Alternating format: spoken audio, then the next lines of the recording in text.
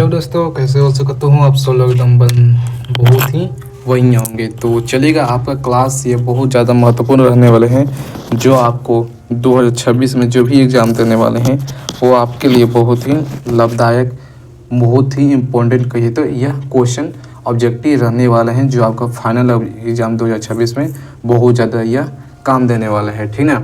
तो चलिएगा, आज एक क्लास से हम पढ़ने वाले हैं फिजिक्स के बारे में। क्या फिजिक्स है, जो चैप्टर नंबर 1 है, विद्युत आवेश तथा क्षेत्र के बारे में पढ़ने वाले हैं। जो इलेक्ट्रिसिटी, चार्ज एंड फील्ड के बारे में पढ़ने वाले हैं। तो इस चैप्टर का जितने भी ऑब्जेक्टिव है, जो बिहार बोर्ड में 2009 से 24 तक या 25 तक जितने भी क्वेश्चन पूछा है, सारा क्वेश्चन इस वीडियो में आपको मिलने वाले हैं, जो हर एक साल पूछता है। 2025 में भी क्वेश्चन लड़ा है इस चैप्टर से। इस चैप्टर से 4-5 ऑब्जेक्टिव हर एक साल पूछता है, तो पूछता है। ठीक ना। तो चलिए क्लास को स्टार्ट करते हैं। अगर आप लोग आधा भी वीडियो देख लेते हैं या पूरा भी वीडियो देख लेते हैं तो आपके लिए क्वेश्चन बहुत ज़्यादा लाभदायक रहने वाले हैं। ठीक ना। तो चलिए, पहला नंबर क्वेश्चन के विद्युत क्या है, विद्युतीय धुन आघूर्ण P है। ठीक है। एवं विद्युत क्षेत्र की तीव्रता E के बीच कोण का मान कितना होगा कि विद्युत स्थिर की साम्यावस्था स्थिति में रहे। मतलब क्या रहा है, विद्युत धुन है वह साम्यावस्था स्थिति में है, तो याद रखना है उसका किसी का मान होता है। और क्वेश्चन सबसे बड़ा लग रहा है, एक बात याद रखना है, क्वेश्चन सबसे बड़ा लग रहा है पढ़ने में, तो उसका आंसर बहुत छोटा ही होगा। देखिए कितना क्वेश्चन बड़ा लग रहा था, लेकिन इसका आंसर क्या है, छोटा ही होगा, 0 होगा कि नहीं, समझ जाना है। क्वेश्चन नंबर 2 पर ध्यान देना है। इसी तरह से क्वेश्चन नंबर 2 है, क्या रखा, 2 आवेश Q को मिलाने वाली रेखा के बीच में एक आवेश Q रखा जाए तो आवेश के इस अवस्था में संतुलन के लिए Q का मान होगा। ये क्वेश्चन 2023 में पूछा गया है। तो क्या होगा, कह रहा है 2 आवेश को Q को मिलाने वाले रेखा के बीच में एक आवेश Q रख दिया जाए तो आवेश इस अवस्था में संतुलन के लिए Q का मान होगा। तो याद रखना ऑप्शन नंबर बी हो, Q/4 होगा। कितना, Q/4 होगा। क्वेश्चन नंबर 3 है कि परावैद्युतांक का एसआई मात्रक होता है। परावैद्युतांक का एसआई मात्रक होता है। सभी क्वेश्चन ढूंढिए तो इसका आंसर छुपा होगा ऑप्शन में, छुपा हुआ ऑप्शन में बताइएगा। ये क्वेश्चन देखिए, इस चैप्टर में 4-5 को ऑब्जेक्टिव 2025 में फाइनल एग्जाम में पूछ दिया था। ठीक है। क्वेश्चन फाइनल एग्जाम में पूछ दिया था, मतलब कि बहुत ज़्यादा यह इंपॉर्टेंट रहने वाले क्वेश्चन। ठीक ना। अगर आप भी आधा भी वीडियो देखते हैं तो आपके लिए क्वेश्चन मतलब कि फाइनल एग्जाम में लड़ने वाला है। कह रहा है परावैद्युतांक का एसआई मात्रक होता है, इसका एसआई मात्रक खोजना है तो कूलम स्क्वायर एंड न्यूटन -1 और मीटर स्क्वायर हो जाएगा। किसका, परावैद्युतांक का। ऑप्शन नंबर डी होएगा। ये क्वेश्चन याद रखना है, इसको याद करने पड़ेगा। इसका कोई सनम के नाम से जानते हैं ना। परावैद्युतांक का ऐसा मात्रक होता है सनम। सनम मतलब किसी से प्यार किया, जाओ सनम होता ना कि नहीं। ऑप्शन नंबर डी होगा, जाओ सनम, मतलब सनम। ऑप्शन नंबर डी होगा। इस तरह से आप याद कर सकते हैं एक ट्री के माध्यम से। क्वेश्चन नंबर 4 है, 4 नंबर क्वेश्चन है कि विद्युत क्षेत्र रेखाओं से जानकारी प्राप्त होती है। मतलब कि जो चुंबक लेते हैं उसके कौन सी रेखा की जानकारी करते हैं। चुंबक हम किस लिए लेते हैं, तो हम जानते हैं जो चुंबक लेते हैं वो विद्युत क्षेत्र के हैं ना। विद्युत शक्ति को भी मापता है, दिशा को भी नापता है, आवेश की प्रकृति को नापता है। मतलब हमको आंसर लगता है ऑप्शन नंबर डी होगा इनमें से सभी। विद्युत क्षेत्र मतलब कि हम चुंबक लेते हैं, इसलिए कि सभी दिशा को नापेंगे, शक्ति को नापेंगे, प्रकृति नापेंगे, कौन सी दिशा में जा रहा है, ये सभी को नापता है। चुंबक नापता है कि नहीं, एक चुंबक लेते हो तो मतलब कि धागा में लटकाते हो तो सभी को मापता है। तो ऑप्शन नंबर डी होगा इनमें से सभी। समझ में आएगा कि नहीं। क्वेश्चन नंबर 5 नंबर क्वेश्चन पर पढ़ते हैं कि 2 विद्युत आवेश के बीच लगने वाला बल को नियंत्रित करने के नियम को कहते हैं। मतलब जब दो आवेश है, ठीक है, 2 आवेश को विपरीत दूरी पर रखते हैं, मतलब कुछ दूरी पर रखते हैं, वो लगने वाला जो नियंत्रित करता है वो बल है, उस बल को नियम को कहते हैं कूलम का नियम। कूलम का नियम कहता है कि जब 2 आवेशों के बीच की दूरी रख दिया जाता है तो उस पर लगने वाला बल को हम कूलम का नियम कहते हैं। ये परिभाषा है किसका, तो कूलम का नियम का। ऑप्शन में माना है तो करेक्ट आंसर डी होगा। ये कूलम का नियम का परिभाषा था। क्वेश्चन नंबर 6 है कि विद्युत तीव्रता का एसआई मात्रक है। विद्युत तीव्रता का एसआई मात्रक होगा न्यूटन कूलम या Newton by coulomb, Newton into coulomb square या न्यूटन बाई कूलम स्क्वायर। देखिए ये क्वेश्चन ये दोनों तो हटा ही दीजिए, आपको बट गया ये होगा आंसर या ये होगा, ये दोनों फंस रहा है।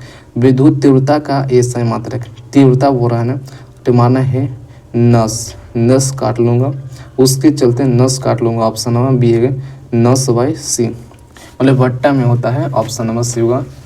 अगला क्वेश्चन है क्वेश्चन नंबर 8 है, 8 नंबर क्वेश्चन देखना है कि वैद्युत द्विध्रुव का एसआई मात्रक होता है, वैद्युत द्विध्रुव का एसआई मात्रक, वैद्युत द्विध्रुव मतलब आघूर्ण का एसआई मात्रक कूलम मीटर होता है। कैसा होता है, इसका सूत्र होता है पी वर्ग equal to Q by 2L, इसका फार्मूला होता है, इसी से इसका एसआई मात्रक निकल गया कूलम मीटर। चलेगा, ऑप्शन सी से कूलम होता है, एम से मीटर होता है, ऑप्शन याद रखना है coulomb metre. 9th number question है पानी का परावैद्युतांक किस तरह होता है। पानी मतलब कि जल का, सभी ये क्वेश्चन वायरल क्वेश्चन है, मतलब बहुत बारी पूछता है, आपको सेंटर एग्जाम में होगा ये क्वेश्चन पूछता है, हर एक जगह पूछता है। तो पानी का परावैद्युतांक होता है, इसे याद रखना है 80, कितना, तो 80 याद रखना है पानी का परावैद्युतांक, मतलब 100 में 20 कम कर देना 80 हो जाएगा। अगला क्वेश्चन है 10th नंबर के हवा में ई आर का मान होता है। ई आर, इसको हम ई और आर बोलते हैं, या इसे हम ई नोट आर बोल सकते हैं, इसे हम ई बोलते हैं। याद रखना है हवा में ई आर का मान होता है 0, अनंत 1 या 9 गुना 10 के पावर 9 होता है। देखिए हवा में ई आर का मान होता है, जो हवा होता है उसका मान होता है, ऑप्शन क्या होगा 1 होता है। मतलब किसी भी हवा का परावैद्युतांक बोल दिया ई आर को, ई आर को ही बोलते हैं परावैद्युतांक, उसका मान होता है 1, सी होगा इसका correct answer. Question up down ज़्यादा हो रहा है क्या, चलेगा। 11th नंबर क्वेश्चन देखना है कि ई नोट का मात्रक है। देखिए ई नोट हो गया कि नहीं, यहाँ ई आर लिखा था और यहाँ क्या है ई नोट हो गया, यही फ़र्क है। तो ई नोट, इसको जीरो को बोलते हैं नोट बोलते हैं, नोट मतलब ई नोट का मात्रक है न्यूटन मीटर इनवर्स 1, इसे इनवर्स 1 है, इनवर्स फंक्शन पढ़े होंगे मैथ में, गणित में सब लोग पढ़े होंगे इनवर्स फंक्शन। तो कह रहा है कि यह farad metre inverse coulomb volt metre inverse या फ्राइडे मीटर होगा। कह रहा है ई नोट का मात्रक होता है, तो याद रखना है फ्राइडे मीटर इनवर्स, इसका मान होता है 8.85 गुना 10 के पावर -12 फ्राइडे मीटर, मतलब कि खाली फ्राइडे मीटर है, इसका मान भी होता है ई नोट का, याद रखना है। तो अगला क्वेश्चन है 12 नंबर, आवेश का बीमा होता है। आवेश मतलब कहिए तो 80 होता है, ऑप्शन नंबर ए होगा। ये क्वेश्चन तो आप सबको कोचिंग संस्था में पढ़ गए हैं, याद होगा आपको। तो आवेश का बीमा हो गया 80। 13 नंबर है कि विद्युत क्षेत्र के ई का एसआई मात्रक है। विद्युत क्षेत्र ई का ई एसआई मात्रक है, इसे वेक्टर बोलते हैं। ई क्या है, एक रुपये जो चिन्ह है ना तीर लिखा, जिसको हम वेक्टर बोलते हैं, जो कि मैथ में आप पढ़े होंगे वेक्टर के बारे में। तो विद्युत क्षेत्र ई वेक्टर का एसआई मात्रक होता है, तो ऑप्शन नंबर बी है नो कूलम, क्या है newton coulomb inverse, option B होगा। चलिए अगला क्वेश्चन बढ़ता हूँ। चलिए क्वेश्चन नंबर 14 है और 14 पर ध्यान देना है। चलिए 14 नंबर का क्वेश्चन है कि किसी माध्यम में अपेक्षित परावैद्युतांक ई आर होती है। क्या कह रहा है, किसी भी माध्यम मतलब कि किसी भी हम माध्यम लेते हैं, कह रहा है अपेक्षित परावैद्युतांक ई आर का मान होता है। तो ये बताए थे ई आर का मान 1 होता है, मतलब कि कितना होता है, ऑप्शन नंबर ये है ई वाई, ऑप्शन क्या है ई वाई ई नोट, ई वाई क्या ई नोट का होता है, किसका ई आर का मान, ऑप्शन नंबर ए होगा। क्वेश्चन नंबर 15 है कि विद्युत क्षेत्र में एक आवेशित कण पर लगने वाला बल का मान होता है। मतलब जब विद्युत क्षेत्र है, ठीक है, कोई विद्युत क्षेत्र लेते हैं, उस पर एक आवेशित कण पर लगने वाला बल का मान होता है। तो लगने वाला बल का मान होता है क्यू बाई ई, जो कि एफ वाला फॉर्मूला होता है एफ बाई क्यू। मैं यहाँ पर लिख देता हूँ, क्या है यह नहीं लिख रहा है, चल रहा है तो इसका फॉर्मूला होता है एफ बराबर क्या है क्यू बाई, एफ बराबर होता है ई बाई क्यू, और जो मल्टीप्लाई करेंगे तो इसका मान निकल जाएगा, बल का मान क्यू बाई ई निकल जाता है। इसको हल करने पड़ेगा तभी आपको समझ में आएगा, लेकिन जगह नहीं है इसलिए हल नहीं कर रहा हूँ। चलिए 16 नंबर है, किसी गोलीय पृष्ठ के अंदर यदि प्लस क्यू आवेश रख दिया जाए तो संपूर्ण पृष्ठ से निकलने वाला विद्युत फ्लक्स कितना होगा। कह रहा है किसी गोलीय पृष्ठ है, ठीक है, उसके अंदर प्लस क्यू आवेश रख दिया जाता है तो संपूर्ण पृष्ठ से निकलने वाला जो विद्युत फ्लक्स का मान होता है क्यू बाई ई नोट होता है, कितना क्यू बाई ई नॉट होता है। मतलब संपूर्ण फ्लक्स इसका ये फार्मूला है गॉस का प्रमेय या गॉस थ्योरम पढ़े हैं, उससे का यह प्रमेय यानी सूत्र निकला था, जो कि हर एक साल 5 नंबर कभी कभी 2 नंबर पूछ देता है, गॉस थ्योरम। क्वेश्चन नंबर 17 है चालक पदार्थ से बनी असीमित आवेशित पतली चादर की सतह कर है निकट स्थित किसी बिंदु पर विद्युतीय क्षेत्र के मान होता है। तो याद रखना ऑप्शन नंबर इसका सी होगा। ऑप्शन क्या होगा? सी होगा sigma y 2 E naught. Sigma y क्या 2 ई नॉट होता है। क्वेश्चन नंबर 18 नंबर देखना है। क्या 18 नंबर कह रहा है कि एक आवेशित चालक के क्षेत्र के आवेश घनत्व सिग्मा है, इनकी इसके पास विद्युत क्षेत्र का मान होता है।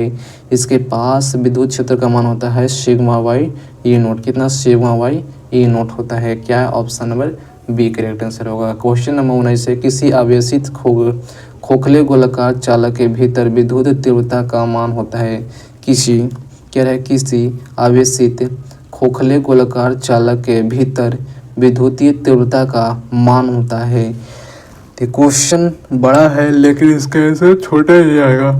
तो ऑप्शन क्या माना? तो सी नंबर होगा 0। लास्ट क्वेश्चन है इस वीडियो को, ध्यान दीजिएगा। 20 नंबर क्वेश्चन क्या है? पी वेक्टर आघूर्ण वाले एक विद्युत द्विध्रुव ई तथा तीव्रता वाले विद्युत क्षेत्र में रख दिया जाता है तो इसके उस पर लगने वाला बल का टार्क का मान होता है। टार्क का मान होता है ऑप्शन पी क्रॉस ई के वेक्टर के रूप में होता है। ऑप्शन नंबर ये होगा, जो कि डॉट प्रोडक्ट में नहीं मानना है जबकि क्रॉस में मानना है। इसका आंसर यही होगा फाइनली। ठीक है, तो मिलते हैं अगली वीडियो के साथ। और आज की वीडियो इतना ही। Thank you. और सब लोग एक बार चैनल को लाइक कर दीजिए, सब्सक्राइब कर दीजिए और अपना प्यारा से एक बार कमेंट भी जरूर कर दें। मिलते हैं अगली वीडियो के साथ। Thank you.